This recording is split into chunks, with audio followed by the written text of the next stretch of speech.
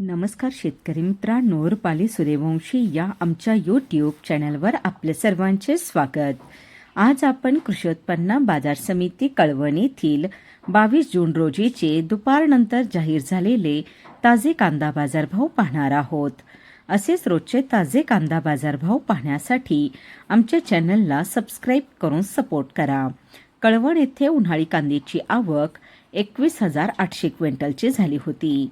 उन्हाळी कांद्याला भाव मिळाला आहे. किमान दर 600 रुपये, कमाल दर 2,601 रुपये, सर्वसाधारण दर 1,350 रुपये असे होते कळवण येथील प्रति क्विंटलमधील कांदा बाजार भाव.